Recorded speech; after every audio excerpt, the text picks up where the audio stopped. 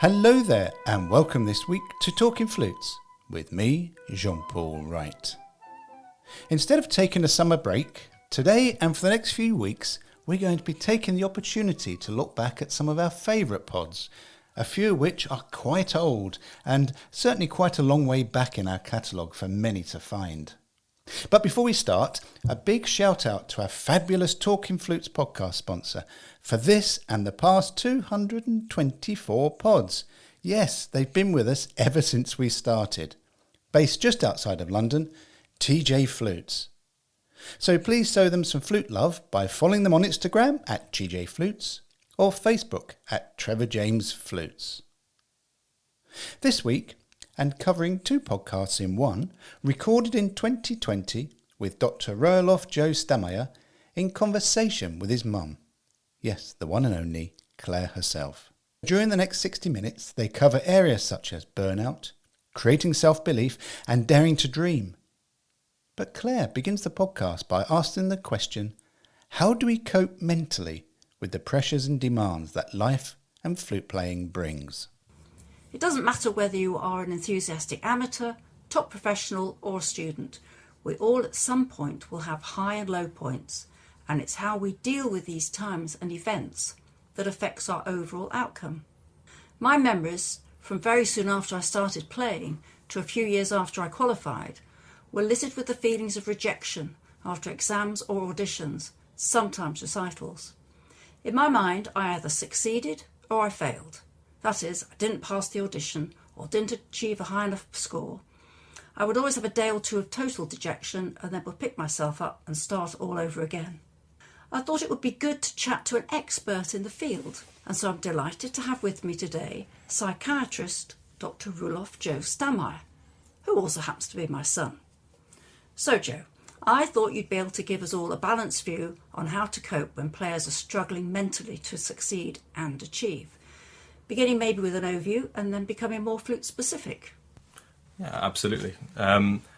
Mental health is a topic that I hope we've all become much more aware of recently. Good mental health is something that's very easy to recognise. It's what should really be a common state of being for most of us when we're feeling well adjusted, balanced, able to focus on work. But it's by far and away not the default state for a lot of people, especially when they're in a high-stress profession like professional performance, or even from an amateur or hobbyist perspective, where you may find your mental health struggling when the rewards or the gains that you're hoping to find from something which you want to enjoy aren't quite being met by your day-to-day activities. I think it's really important, first of all, to be able to recognise in yourself when your mental health is struggling. And often for most people, it might not be an obvious feeling of I'm feeling low, I'm feeling depressed, I'm feeling stressed, and recognising in yourself thoughts which might signal to you that your self-esteem or your mood is struggling. It might be that your sleep is the first thing that starts to go. Most people that struggle with depression will recognise that they wake up much earlier than they intend to, or even that they struggle to get to sleep at night. It might be that your appetite has been reduced. It may be that you find yourself less able to cope with smaller stresses on a day-to-day basis, or even that things that you used to enjoy, whether flute playing or not, aren't bringing you the same degree of enjoyment that they used to. So what's key is recognising those moments and being able to say to yourself that you're not feeling great at the moment, that your mental health is struggling a little bit, whether that's in a minor way or a more serious way, and then being able to do something about it. Okay, so let's think about amateurs and maybe more serious students or professionals. As solo instrumentalists, we're always practicing alone. It's a very solitary existence, and it's very easy to become very self-critical. So I suppose we need to try and retain the balance and the focus when we're on our own for all this time.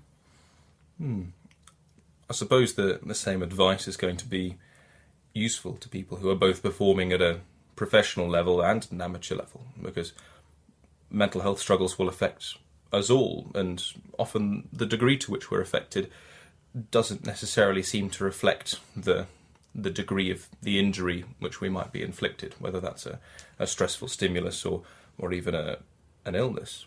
I think if you're spending most of your time on your own, in a practicing sense, and if most of the stress is coming from being on your own, it might be important to realise when that environment is no longer becoming helpful. Okay, so you might recognise then that practice isn't being helpful. I suppose when you might be feeling worse and playing worse, and then what should you do? Create some distance? I think it's important to make sure that you have some way of escaping harmful cycles. So I imagine most people would be incredibly familiar with the scenario of you'll be practicing, you'll hit a bad note or a bad phrase, you'll recognise that it's not the right way to play that passage, you'll go back to the beginning again, you might hit another bad note or even the same one again and again, and the pattern will repeat in a way which you have a constant self-narrative that you're not a good player, I can't play this piece, I can't play this passage, and you might end up catastrophizing into, really quite alarming thoughts like, oh, I can't play the flute at all, I should give up now. And most of the time, I'd hope that most of us would be able to recognise that that's not a thought that's really representative of what's going on. But in those kind of moments, I think it would be important to maybe take a step back, whether that's sorted with 5 minutes of put the flute down, go for a walk, go for a cup of tea, or if this is something which you're finding is more and more pervasive, getting out of the space where you're practicing, going out and doing something that normally brings you enjoyment, actually going and seeking an activity separate from practice which can bring your mood back to a place where you're feeling more stable, settled, well and balanced, whereby when you do go back to the flute, that practice is actually useful and beneficial, as opposed to practicing in a poor state of mind where it's not only going to make you feel worse, but it's not going to do anything for your playing either. Okay, so sort of to sum up then, if you're feeling that things aren't going well, you can create distance between your practice and maybe go for a walk, have a cup of tea, go and do an sporting activity, something that brings you joy. What about mindfulness? Well, I think when we've actually touched upon what's quite an important theme. So mindfulness has become incredibly popular recently, which I think is a brilliant thing. Mindfulness is incredibly useful, but the evidence base for mindfulness is actually surprisingly much more narrow than you might think. Mindfulness is absolutely fantastic at preventing relapse. So in people who are in a good state of mind, who are feeling well and who are feeling balanced, mindfulness is a brilliant technique to learn, because it is a skill, mindfulness. It's not an intervention, it's a skill which you learn through practice. So when you're feeling well, the ability to practice mindfulness will help you to stay well and will help to reduce the number of times that you might find yourself feeling low or find yourself having a relapse in your mental health. One of the problems is when we are feeling low, when we're feeling bad, or even when we're in crisis, mindfulness is not actually helpful. Focusing on your own thoughts and feelings and emotions is not really a great experience when all of those thoughts, feelings and emotions are self-critical, negative, bad, and you can actually even worsen your mental health if you try to engage deeply in mindfulness while you're in a state of crisis. Which is why when I talk about things that you can do to help yourself in those moments of practice when you're feeling self-critical, what I'm actually talking about are techniques based on something called behavioural activation, which is finding an activity or doing something, planning a set thing which can get you away from what is currently being a negative stimulus and into something which will bring you back into a more positive frame of mind. Okay, so post-rejection is not a good time for mindfulness, and you need to have a plan of activities to distract you when negative attitudes might arise. Yeah, I suppose it might be a good way to frame it as it being important to have a repertoire of helpful things to do, things that you know will make you feel better when you're in that incredibly negative space. I imagine you'll probably have some feedback from people listening who say that mindfulness is always helpful to me when I'm in a bad space, and there may well be people for whom that is a useful technique for them. But if I'm giving sort of broad advice to the majority of people, in that immediate post-rejection negative space, mindfulness may actually serve to make you feel slightly worse. Yeah, that's really interesting. I never even thought about that. So that's something I'm going to certainly take on board myself. So probably then when you're feeling well, that's the time to come up with some good behavioural activities about what you like to do, like as I said, walking or watching a film or some sporting activity, so that when you're in a low place, you can go to those places. Absolutely. When you're in a low place, it's going to be a massive struggle to think of things which make you happy, because you're not going to be in the sort of frame of mind where you'll be able to recognise the enjoyment that those activities would bring you. It's important when we think in a behavioural activation framework to list 4 key categories in the activities that you might plan for yourself. And I'd list them as achievement. So how much of a sense of achievement does this activity give me? And for some people that might be cleaning the kitchen. That might make you feel like you've ticked a box, that you've done something, that you've achieved something from the day. Another important category is closeness. How close does that make me feel to other people? How connected does this make me feel to my friends, my family, my social circle?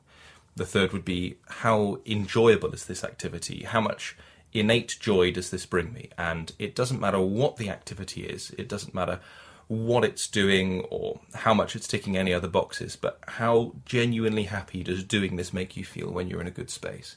And the fourth category is importance, which can be a little bit of an arbitrary or difficult thing to assign, but it is very subjective. How important is this activity to you? How grand is this or how important is this in the grand scheme of things for you to have achieved? So achievement, closeness, enjoyable, important. And an activity doesn't have to tick all 4 of those boxes, but it should focus on at least one and ideally more. And on the topic of a sporting activity, that is the one thing I'd definitely say to anyone. If you don't currently have a sport or a type of exercise, whether that is as simple as a walk that you like doing around your house or a professional sport that you play with a team, definitely go out and pick one up. Definitely find a sport, because exercise is a great way to boost your mood. Absolutely. So, and what about building up a support network? So I'm thinking about a lot of people listening will have teachers, but if you haven't got a teacher, maybe your peers, someone to talk to, so you have some sort of support network to help you in sort of times of need. As a mental health professional, one of the most reassuring things nowadays is how open people are talking with mental health, but I think it's important to recognise that there is still a certain degree of stigma about talking about your mental health and talking about your mood, which might seem to some people like a challenge to building a support network for that. But I would still definitely encourage people to try talking to close friends, support networks, teachers, family even, if you're having a bad time. And it doesn't have to be, if you have a pre-existing struggle with your mental health, it doesn't have to be a deep opening of all of your deepest, darkest struggles. What it can be is just being able to say to someone, I'm actually having a bit of a bad day today. And whether that involves you wanting to talk more about it, or whether that means I'm having a bad day today, would you be all right to come over and have a cup of tea? Would you want to go for a walk? Do you want to do something else? So reaching out to peers who are going through the same things as you, whether you're a student who's learning to play in that environment, or whether it's a pre-existing social circle, or whether it's someone who's already in a supportive role, like a teacher, who will understand the struggles that you've been through and will hopefully able to give you a bit of reflection and a bit of advice in the challenges that you're facing at the moment. Yeah, that's really good. But also, I suppose, if you're standing in a practice room on your own, you've been there for a while, and you are having a really bad day, it's also good to recognise that yourself, saying, look, having a really bad day, let's go and do something else, rather than hammering at this, whatever it is that you're doing, and sort of digging a deeper hole. Yeah, I think a phrase that I've used before is, practice doesn't make perfect, practice makes permanent. So if the practice that you're doing is in that negative, self-critical frame of mind, and all you're doing is reinforcing each time you play a passage that I'm getting this wrong, I'm bad at the flute, all that you're doing is making permanent that association that you have with that passage. And if you do it over a really extended frame of time, what you're doing is you're making that personal self-critical association with the activity of playing the flute. So if in your practice you're noticing that you are associating, you're having this conditioning between your self-critical internal voice and playing the flute, move yourself out of that space, even for 5 minutes, so that when you next go back to practice, the association that you're making is positive. You play that passage well, you're thinking to yourself, I am a good flute player, I am good at this, I'm enjoying this. So that when you're practicing, the thing that you're making permanent is not a negative association, but a positive association. Okay, that's great, Joe. Now,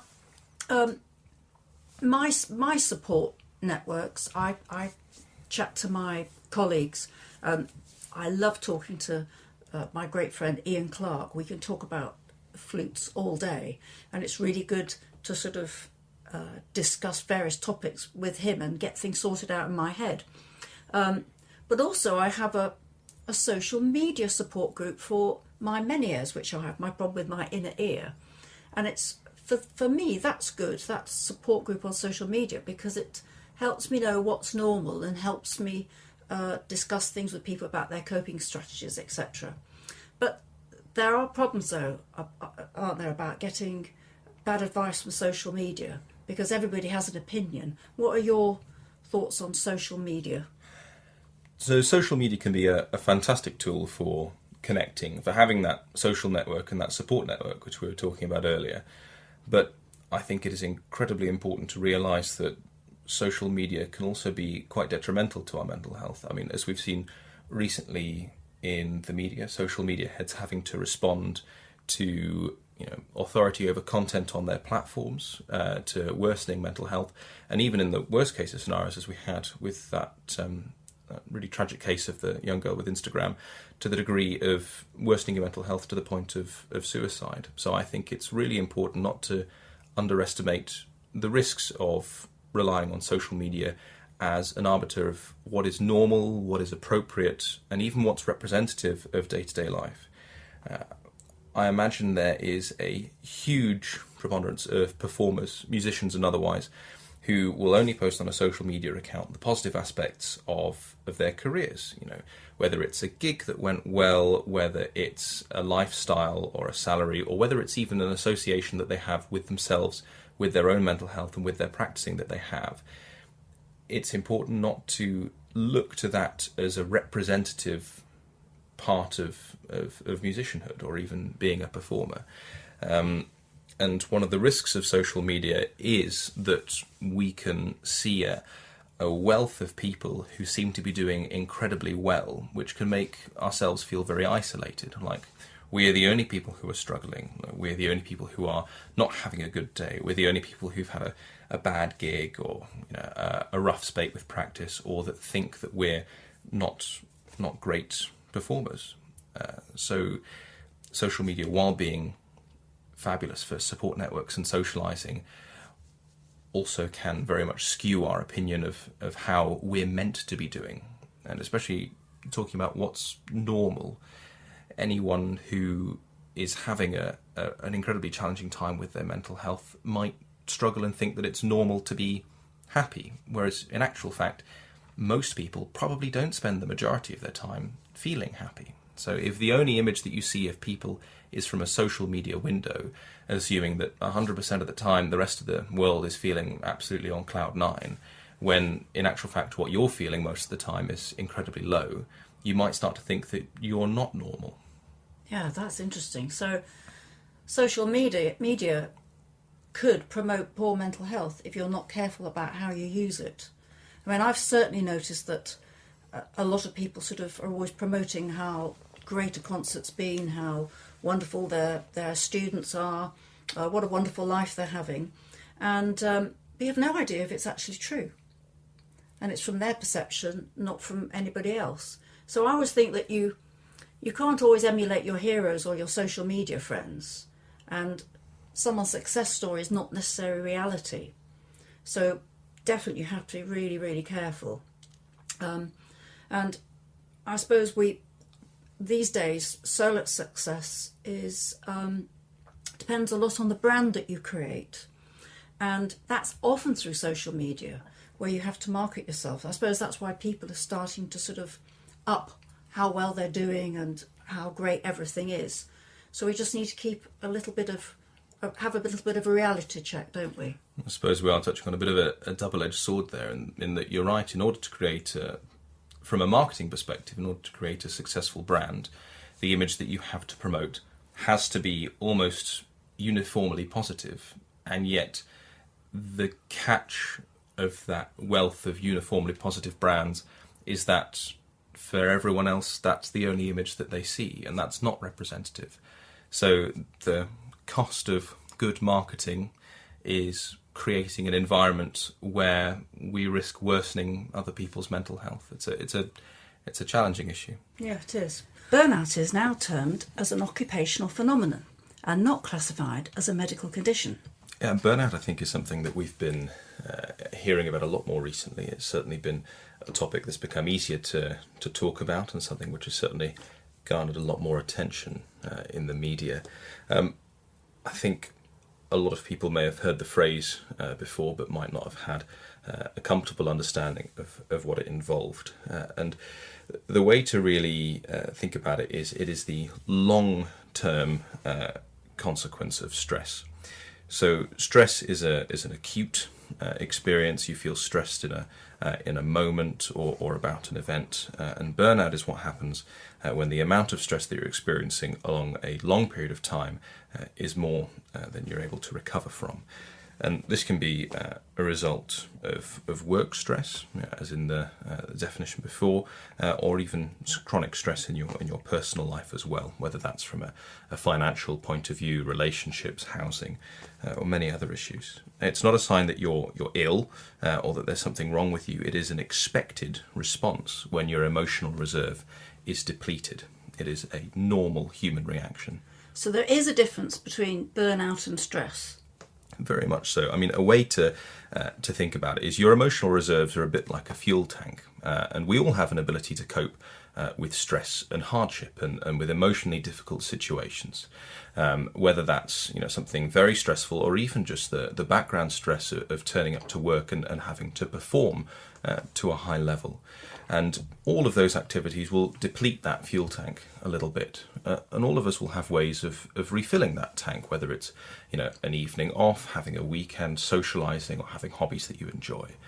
Burnout is what happens when, over a long period of time, you are not filling up as much as you are burning that fuel.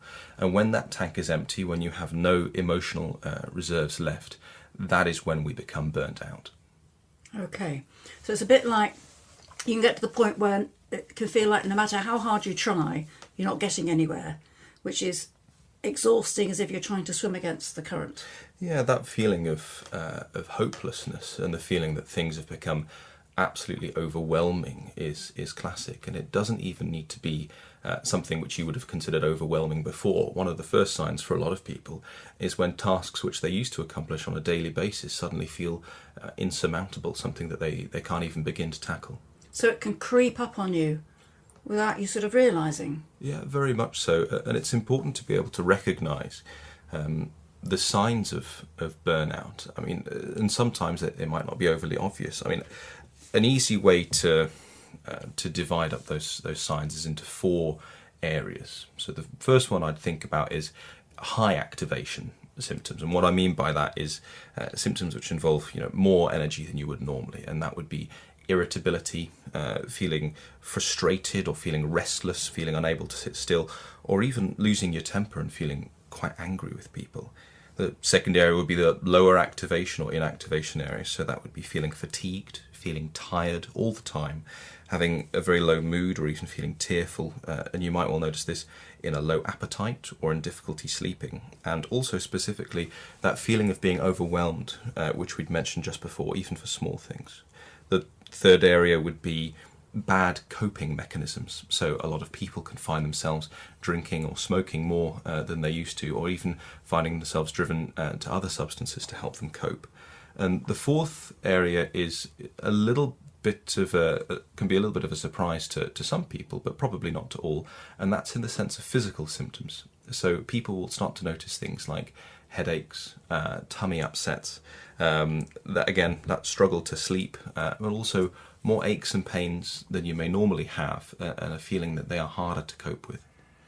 Wow, so there's quite a few symptoms could be there, which could be due to other things as well, of course. Oh, absolutely, yeah. But when we're thinking about musicians, and the fact that you practice for long hours alone, and you often have a lack of balance in your everyday life or your family life, a lack of social life.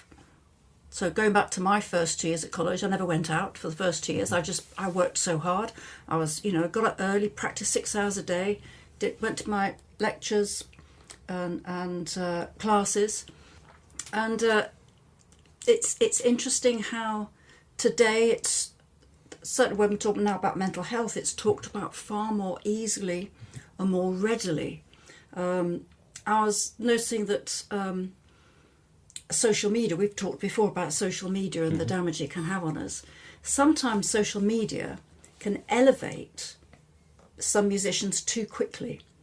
And then they've got the stress and the pressure of having to stay there. But also maybe some of those musicians shouldn't have been elevated to that position at that particular time. So it's a case of they've not quite achieved what they needed to achieve in order to have that status. And that creates too much emphasis on sort of their image sometimes rather than their skill. There just seems to be so much pressure to succeed rather than giving people time to find their niche.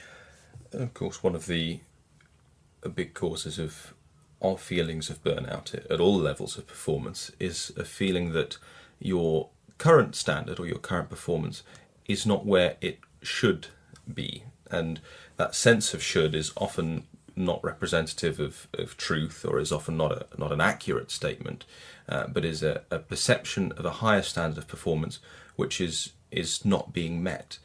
And it often really doesn't reflect the quality of the work that's being produced by an individual, but more so the expectation from others, or even from an overly critical self compared to what's actually being given.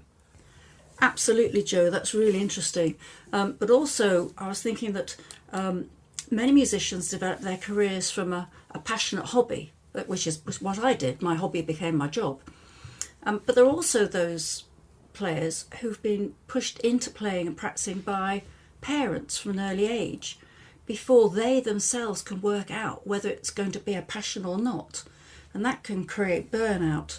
I know there's been a lot of students at the specialist music schools and junior schools and at the colleges that have left very early on because of burnout. I suppose there are two things in there. For any performer who takes something which was a passionate hobby and then it has to become a craft or a job, especially if it's a way of earning money, you will have a different relationship with something which used to bring you joy, and taking yourself back to a place where it is a provider of joy as opposed to a necessity can really be quite a challenge for a lot of people.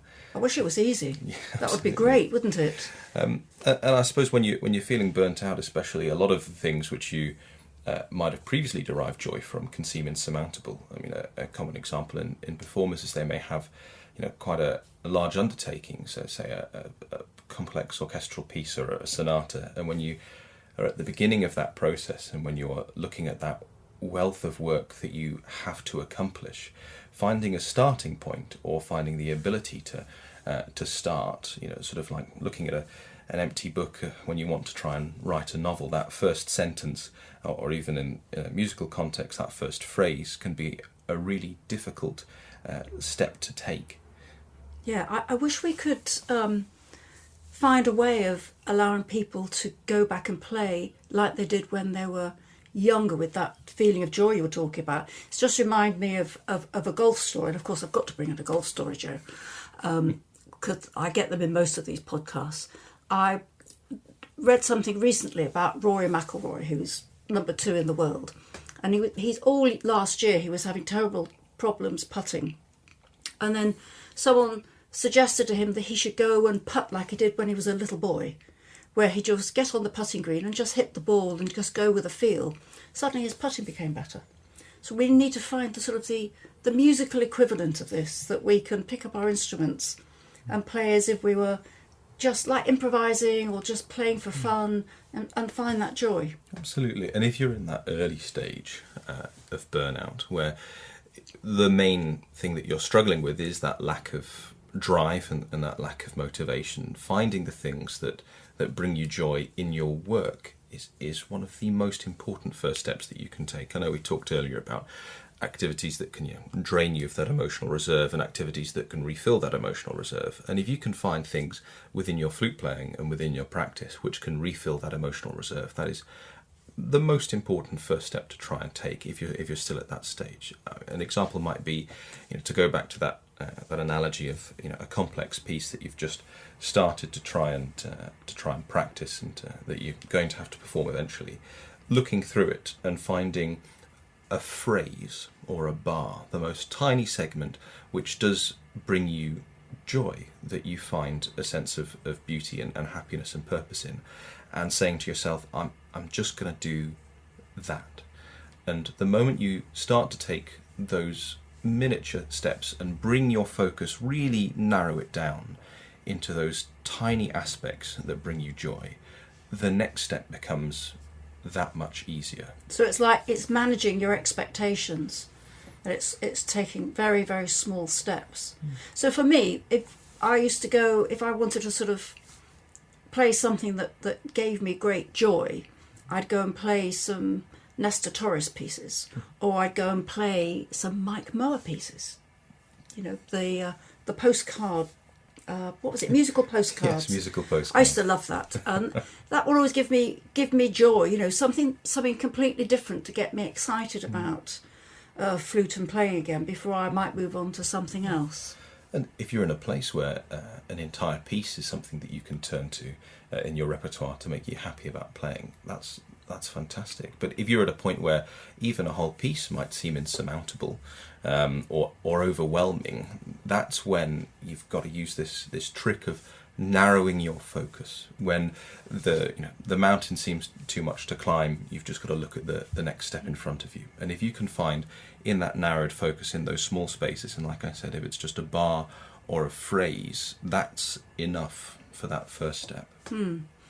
Okay, and so I'm thinking of what symptoms for a musician might show up if they were suffering from burnout. For example, it might be someone who might not practice very much anymore, or who might not warm up before performances, or has an air of not really caring, or not being interested, or maybe not doing different types of work they might have done before, like recitals or concerto appearances, and might even go as far as always having a drink before going on stage. Well, I think it's going to be helpful to bring us back to what I spoke about earlier, those 4 areas of symptoms, and put them in the context of someone who is a performer. So the symptoms that I mentioned earlier might be significant of a more severe type of burnout, and some of the people listening might not have found areas in that in which they can identify. Conversely, it may well be that they can identify very well. But to think about, for example, the high activation symptoms. So I talked about anger and irritation. It may well be that you're finding during your practice that at moments where you struggle, you are becoming intensely self-critical. You're finding yourself very angry at yourself for having made mistakes, wrong notes, poor phrasing. And it may be that critical voice is becoming more and more severe. And it may well be you that's noticed it, or it may well be friends or colleagues that point it out.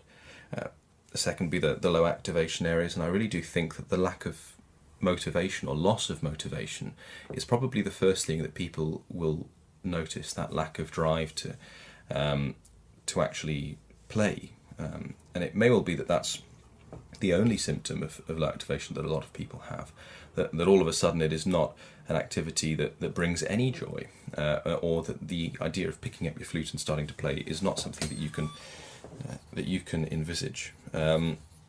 Feeling overwhelmed, even when tasked with doing small things, and at times it may well be that even that example I gave of playing a phrase or a bar, that even that feels overwhelming, and at which point it might be time to think about taking a short break and stopping that practice session before it becomes more harmful than beneficial. Yes, I was just thinking then that how do we move this on to saying what can people do on a practical level? Because this sounds like there's going to be no simple answer here. It's a mixture of things, isn't it? Absolutely. And when I see people for burnout in my professional life, the answer is always very personalised. There's rarely a one-size-fits-all solution, but I can absolutely talk through the process that I go through for finding solutions when people are burnt out. So the first step is absolutely to recognise that you're being burnt out, and that is a process of reflecting and thinking. Is this the acknowledgement of it? Absolutely. And if you're finding yourself having this complete lack of motivation, feeling angry at yourself, having this low mood, then it's related to this chronic application of stress. And the stress itself doesn't have to be high stress. It's just the fact that stress is more than you can manage over a long period of time. So recognising that burnout is a factor is the first step. The second stage is, as well as acknowledging it to yourself, can be talking about it. Now, it may well be that you have a circle of friends or family that you can talk to about this, but acknowledging to yourself that it's okay to not be okay and that you're struggling a bit, can even that, if you're at an early stage of burnout, can help slip the balance and can mean that you start engaging more in your social life, that your friends start looking out for you a bit more. So you actively encourage support, Absolutely. social support. And for people to identify their own support networks. And linked into that is this third stage, which is identifying what are the things which are burning up your reserves and what are the things which are replenishing your emotional reserves. Now, if the thing that is burning up your reserves is something that you can stop, that's reasonably straightforward. So it may well be that there's a relational aspect. It may well be that there's something which you can give up, which is helpful. But I think for most people, the cause of their burnout is often their job or their something that used to be their passion, and giving it up isn't really an option.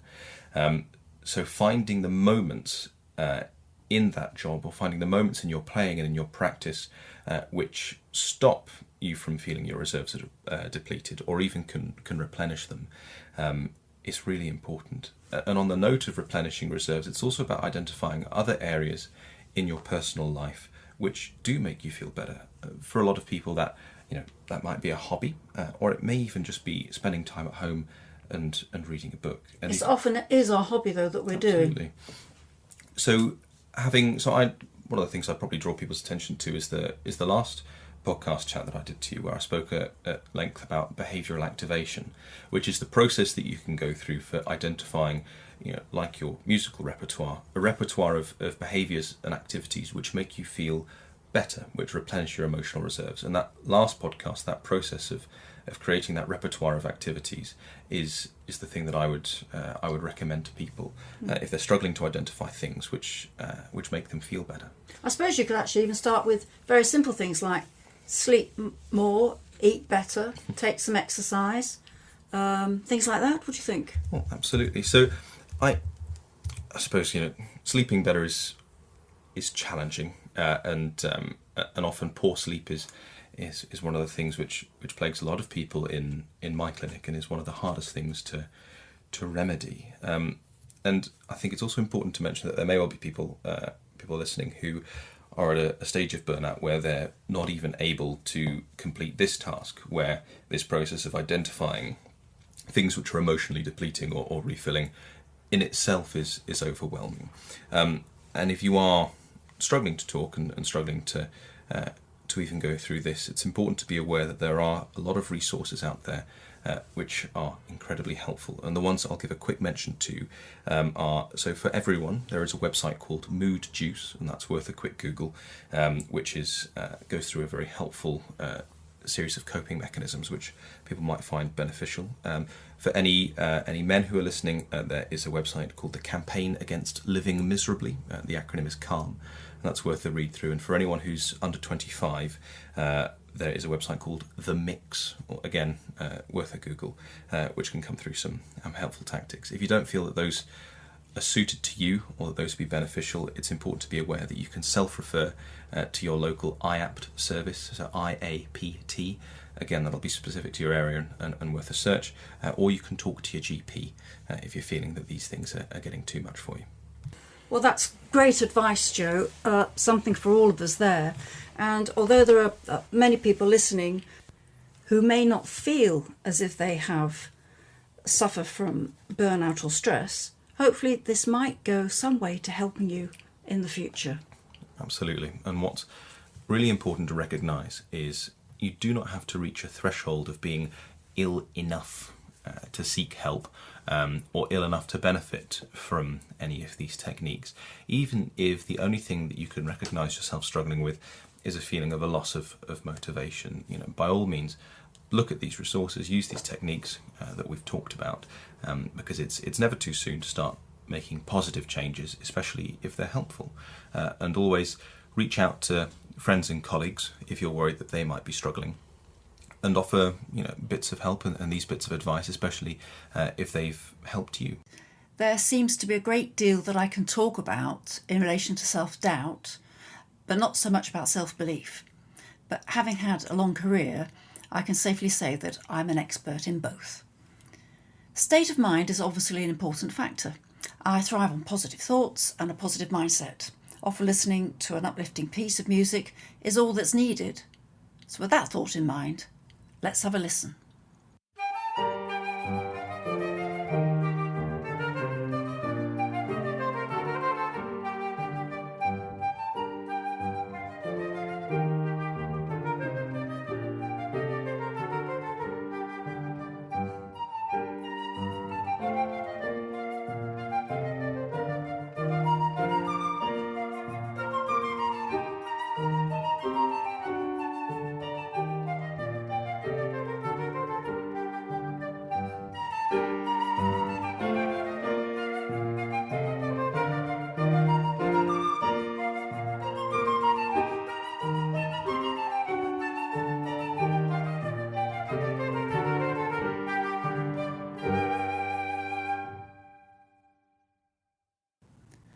That was Purcell's hornpipe. Short, simple, fun, lively, bright, inspiring. A perfect way to help positivity.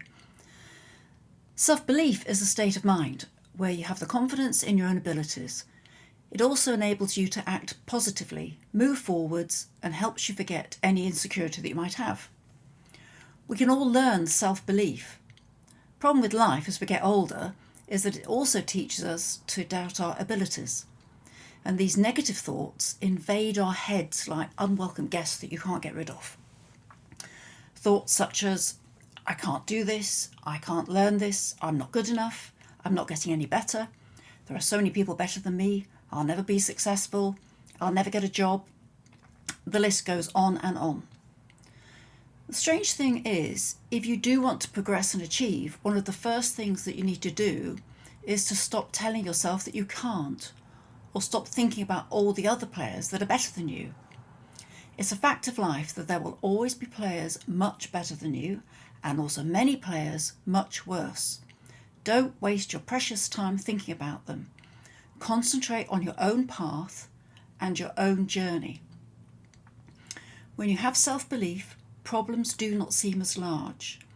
Your thinking is clearer, your approach is clearer. You can make mistakes and you're able to see them as such and move on. This clear thinking promotes your creativity, whereas self-doubt stifles it. Young players don't tend to struggle with doubt. They haven't developed that type of thinking. Situations that might fill an adult player with doubt don't affect the younger ones.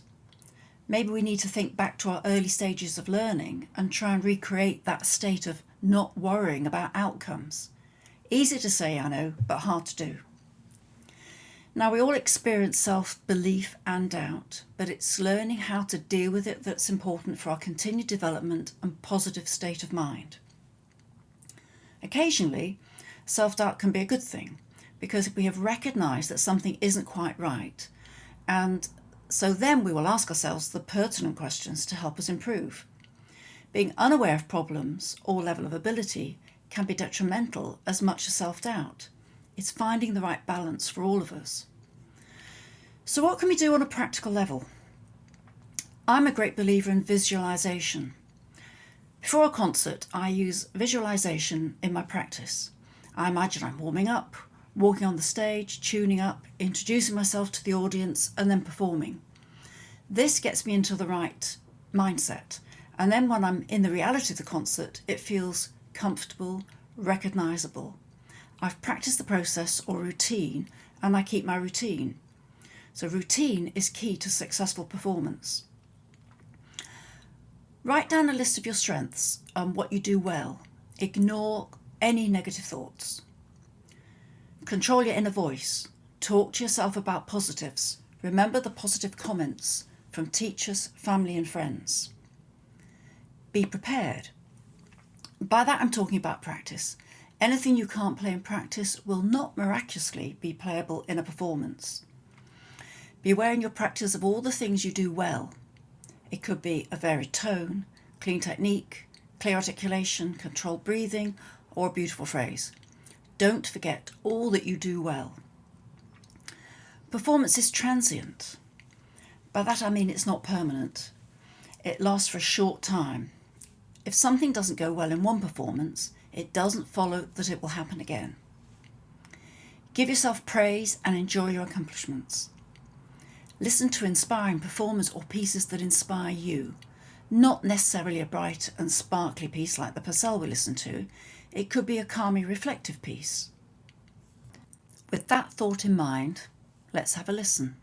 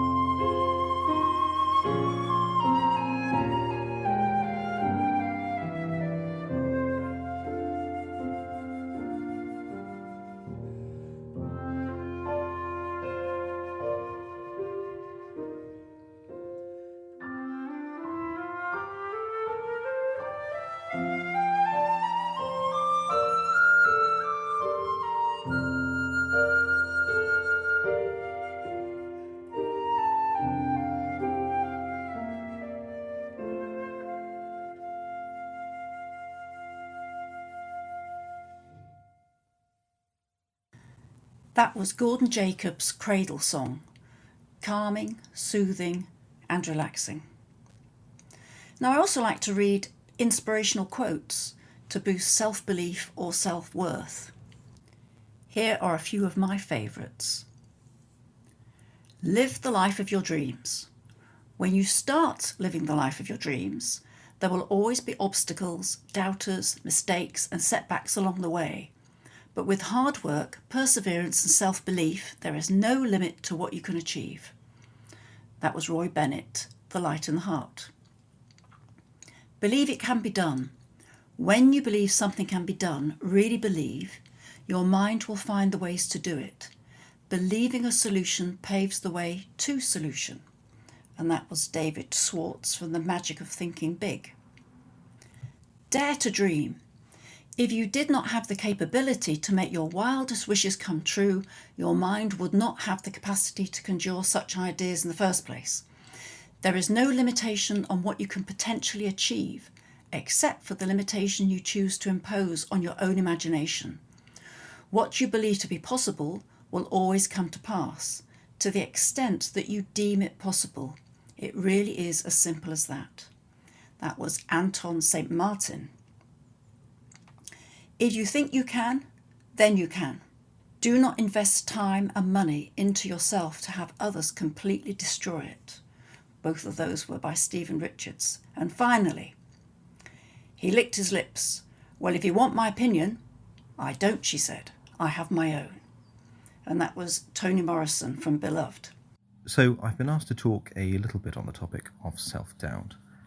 Now, this is a really broad-ranging topic and probably one which I would hope everyone listening to can relate to. And I think the subject of self-doubt, which can probably be really nicely formulated also into performance anxiety, is something that not just professional performers, but everyone will come across as part of their day-to-day life. There's a reason that I bring up performance anxiety or anxiety in general as a way of thinking about self-doubt, and that's because of the two main components of what makes up anxiety. Now, I imagine a lot of people listening will have a formulation in their own minds of what anxiety means to them, whether that's in a more generic sense like worry or doubt as mentioned before, or in a more specific context like an example that you might think of a recent moment where you had doubt or anxiety about an event or maybe even a performance or even a social interaction that you've had recently. So the two components of anxiety are, one, that something is going to go badly or that there is going to be a negative event at some point in your future, and two, and this is the key component, that you won't be able to cope with it. Now that second component is key because we might all think that bad things might happen, but if we're convinced that we're going to be able to manage this, that we're going to be able to weather that in a particular storm, then we're not going to have any anxiety. And it is that second component that we're not going to be able to manage the impact of this negative event that we're sure is going to happen. That's what causes this anxiety, the worry about what's going to happen, and even catastrophization, which is thinking about worse and worse things that are going to happen as a result of this event. And I'm sure everyone that's listening can have a memory of a moment where they've explored every single what if or every single bad thing that can possibly go wrong with a big event that's coming up, whether that's a professional performance or even something relatively minor like practicing or even preparing a meal. Now, you can, and many people have, written entire books on the topic of coping with anxiety, social anxiety, performance anxiety, and the other variants of the topic. So obviously I'm not going to be able to go into huge volumes of depth about this here, but what I would like to do is go into a simple tool or a simple technique for trying to help minimize that worry, that self-doubt about an event or about a skill or a technique that you might be practicing. None of the techniques for managing this are instant fix, none of them are silver bullets. They do all require practice and a little bit of investment on your part to really get the most out of them and to really make them work. The one that I want to talk about is based around a really key concept in cognitive behavioral therapy, and that is best emphasized by the quote, "Don't trust me, test me." And what that means is that whenever you go and see a psychologist or a psychotherapist or even a good friend, when you want to talk about your self-doubt or anxiety, they're going to tell you that things are going to be okay and things aren't as bad as they seem, although likely in a more eloquent way. But the key message of that advice and the key message of that support is going to be that your anxieties and that your worries are likely not representative of the reality of what's going to happen, that things aren't going to go as badly as you think that they are. And when I say don't trust me, test me, what I mean by that is I want you to find a way of exploring that anxiety so that you can see for yourself that things aren't going to go as badly as you have imagined that they will do. Now, if you're listening to this with a specific piece-related anxiety, you may be thinking, oh, well, my worry is that I won't be able to play this well on the night of my performance, on the night of my gig. And you may listen to this advice and think to yourself, well, what you're doing is you're telling me what I should do is just go to the gig, play it, and see that it'll be fine. And you may quite rightly think that that's quite useless advice. So if worry and if anxiety and that self-doubt is your main obstacle, then what we have to do is try and find a stepwise way to getting you to that point. So say, for example, your worry is that you won't be able to get this particular phrase or this very difficult piece or this very difficult few bars out on the night of your performance. Then what might be helpful is thinking about, okay, well, what's going to represent that, but in a less pressured, less anxiety-inducing state? So the first step may well be playing that particular part of a piece and recording it and then playing it back to yourself so that the only audience that's going to be hearing you is you, seeing how you feel recording yourself, seeing how you feel listening to yourself play, and realizing that things are actually going quite all right. The next step that you might be is, once you feel comfortable with that stage, is going to be playing to a small group of friends, whether those are fellow performers, fellow flutists, or even family members, and demonstrating to yourself that actually playing in front of a group or playing in front of an audience, things are all right. I can do this, I can get through this piece. And by creating that supportive environment, even if things do go wrong, even if you do slip up on a phrase or slip up on a bar, that you're able to manage this. So you're in an environment where you can cope and there isn't this catastrophic result. So going back to what we said earlier, that performance anxiety comes from two things. One, the worry that something bad is going to happen or that you're going to make a mistake. And two, that you're not going to be able to cope with it. So by putting yourself in these environments and putting yourself in these moments, you can see that A, things will quite likely go okay, that you will be able to perform at a level that you're comfortable with, and B, that even if something did go wrong, that you're able to cope with that. Now, that's just a really rough and ready example in the short space of time that we have, but the principles that we've gone over are going to be useful to anybody that's listening. And those are threefold. One is understanding that that doubt and that anxiety comes from that twofold process of worrying that something bad is going to happen and also worrying that you're not going to be able to cope with that bad event.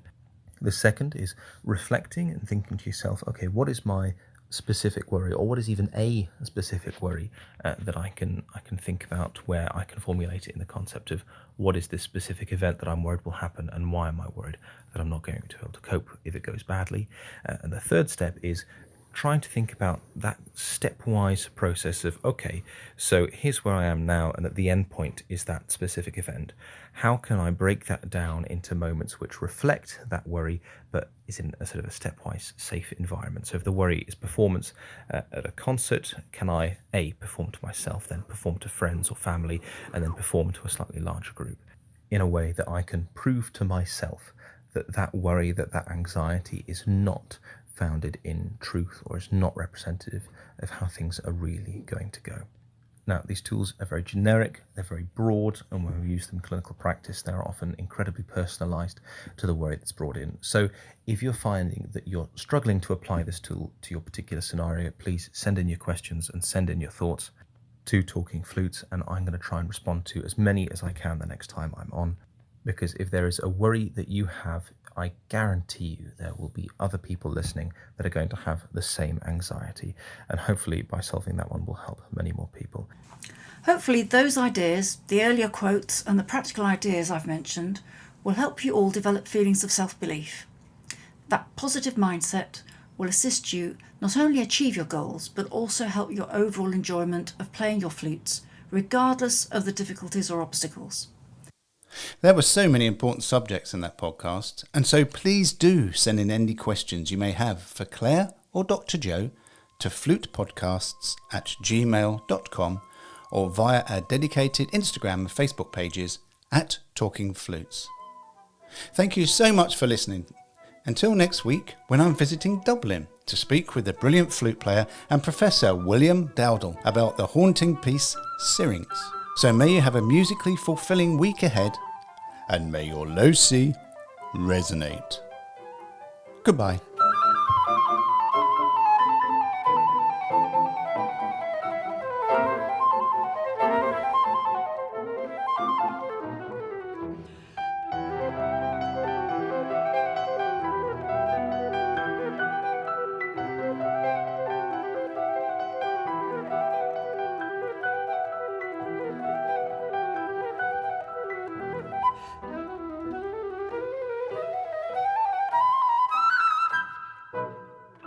Talking Flutes and Talking Flutes Extra are podcast productions by the Trevor James Flute Company.